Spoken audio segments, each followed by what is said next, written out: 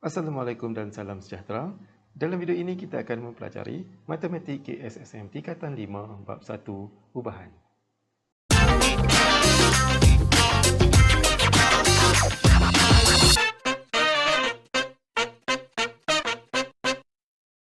Standard kandungan 1.1 ubahan langsung.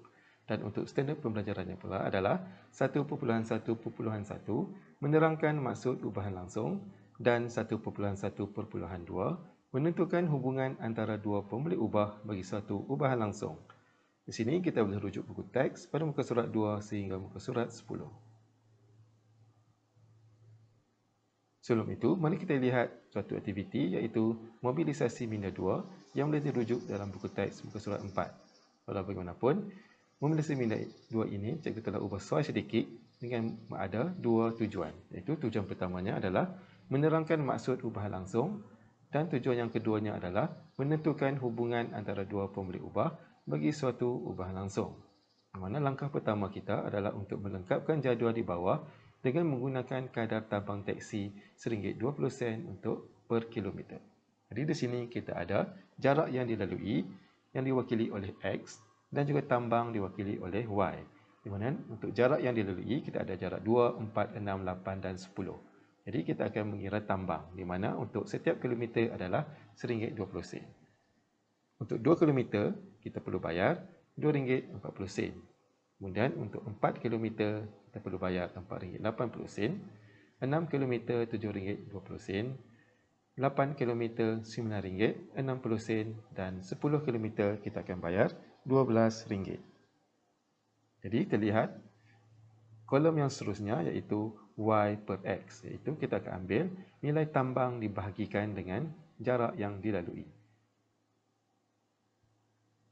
Untuk kolom yang pertama, kita akan dapat RM1.20. Seterusnya, kolom yang kedua kita dapat RM1.20 juga. Begitu juga dengan kolom yang seterusnya, kita akan dapat nilai yang sama iaitu RM1.20. Jadi, mari kita lihat perbincangan kita yang pertama. Apakah berlaku kepada nilai tambang apabila jarak bertambah? Jadi, di sini kita dapati bahawa nilai tambang juga akan turut bertambah. Seterusnya, apakah berlaku kepada nilai tambang apabila jarak berkurang separuh? Jadi di sini kita lihat pada jarak 8, kemudian akan berkurang separuh, kita ambil contoh 4. Kemudian terlihat kepada tambangnya. Daripada RM9.60, tambang itu akan menjadi RM4.80. Jadi ini bermaksud nilai tambang juga akan berkurang separuh. Seterusnya, terlihat bahagian B. Lukis graf Y melawan X dengan skala yang sesuai berdasarkan jadual yang diperoleh. Sini kita akan melukis graf di mana kita akan lukis paksi X dan paksi Y-nya terlebih dahulu. Kemudian untuk paksi Y kita akan labelkannya sebagai tambang dan paksi X kita labelkannya sebagai jarak yang dilalui dalam unit kilometer. Kemudian kita akan plot tiap-tiap titik yang kita dapat. Ini adalah hasil daripada kita plot. Kemudian, kita akan sambungkan satu garis yang menyambungkan ke semua titik dan kita akan dapat suatu graf, garis lurus. Jadi, seterusnya kita akan lihat soalan dalam perbincangan. Soalan yang pertama. Berdasarkan nilai Y per X, apakah kesimpulan yang boleh dibuat? Terujuk kepada jadual, nilai Y bahagi X, kita dapati untuk setiap kolom nilai Y per X adalah mempunyai nilai yang sama iaitu RM1.20. Jadi di sini kita boleh katakan bahawa nilainya adalah sama ataupun kita sebutnya sebagai pemalar. Soalan yang kedua, nyatakan bentuk graf yang terhasil. Di sini kita dapati bahawa grafnya merupakan satu graf garis lurus yang melalui asalan ataupun titik kosong-kosong pada graf. Seterusnya soalan perbincangan kita yang ketiga, apakah hubungan antara pemboleh ubah Y dengan pemboleh ubah X? Jadi di sini kita dapati bahawa hubungan mereka adalah pemboleh ubah Y berubah secara langsung dengan pemboleh ubah X. Jadi, apakah yang dimaksudkan dengan berubah secara langsung itu.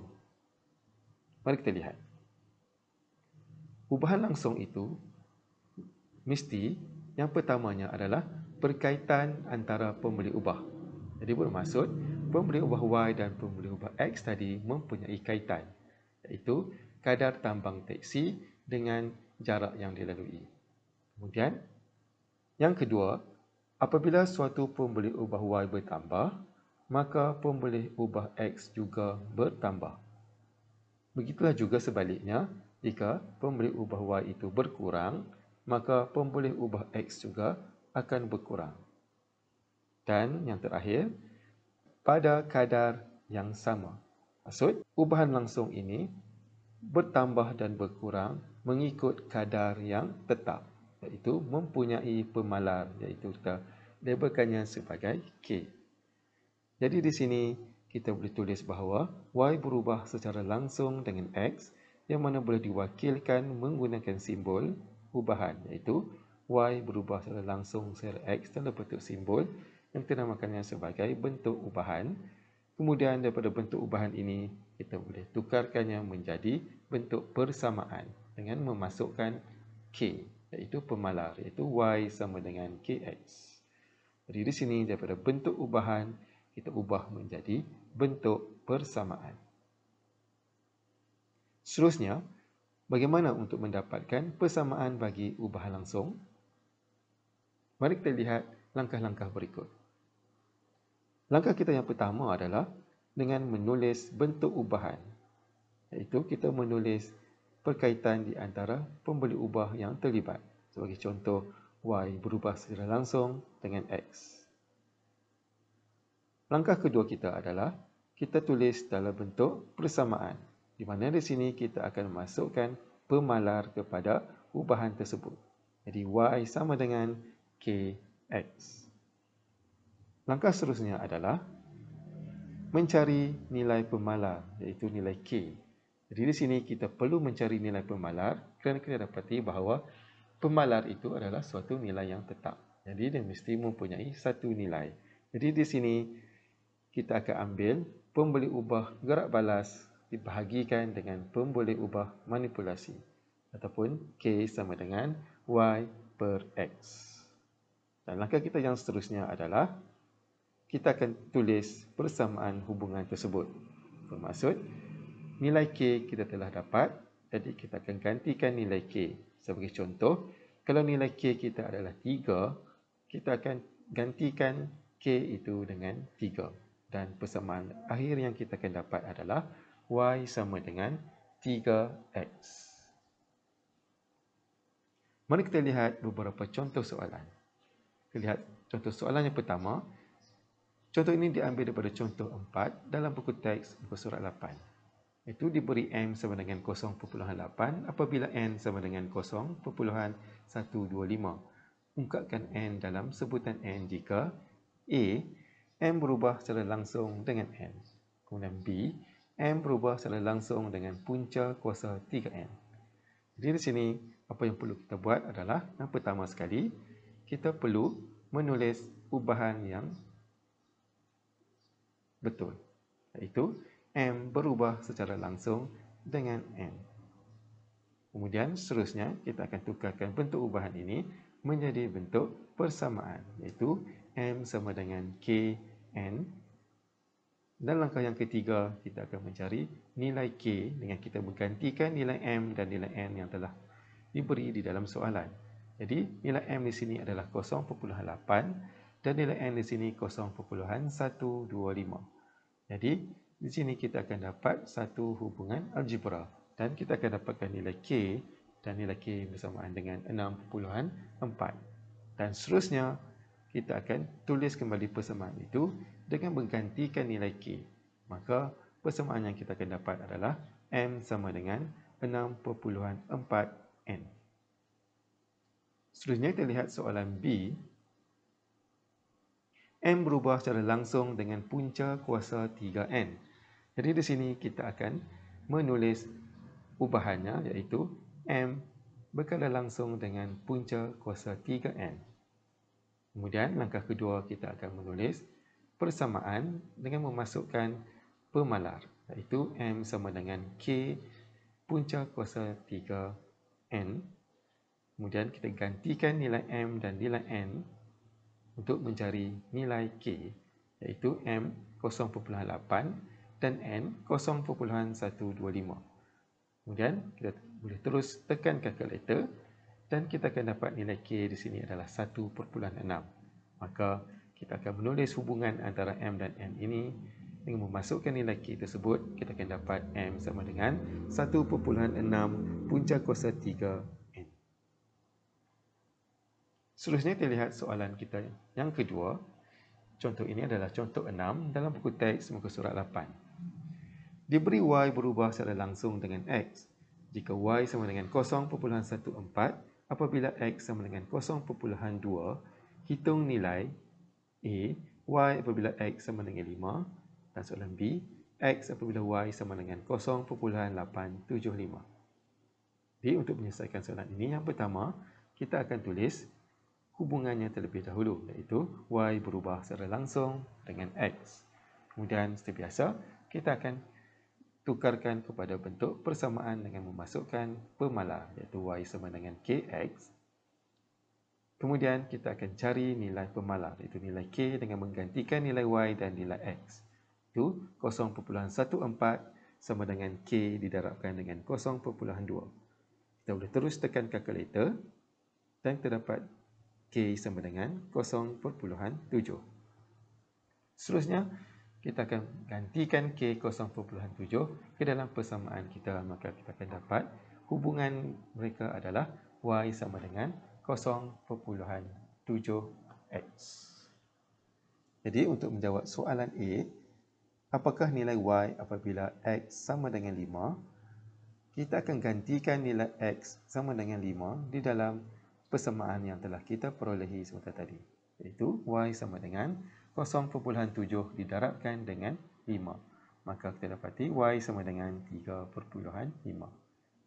Untuk soalan B, nilai X apabila Y sama dengan 0.875, kita akan gantikan nilai Y sama dengan 0.875 menjadi 0.875 sama dengan 0.7X. Dan kita akan tekan kalkulator dan kita akan dapat X sama dengan 1.25. Seterusnya kita lihat satu lagi contoh, iaitu contoh 8 di dalam buku teks pada muka surat 9.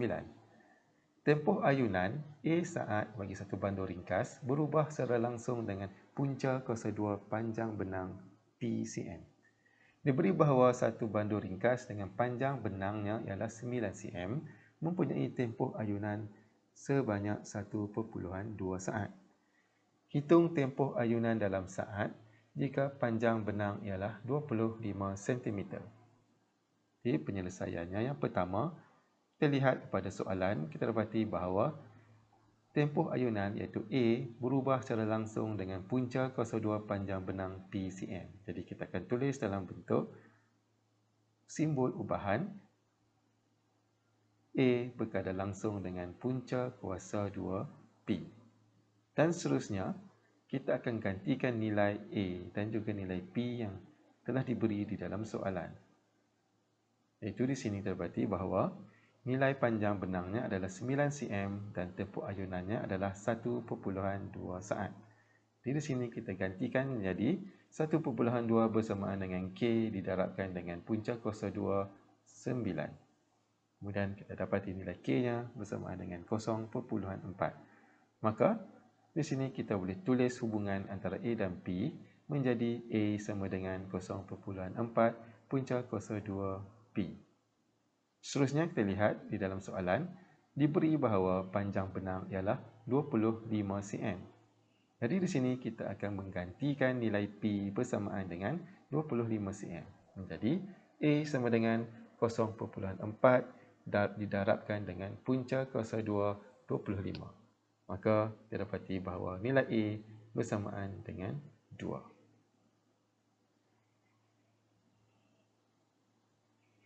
Jadi untuk standard pembelajaran ini, kita boleh buat latihan kendiri dalam buku teks, iaitu latihan kendiri 1.1a pada muka surat 3 dan 4 dan latihkan diri 1.1b muka surat 10.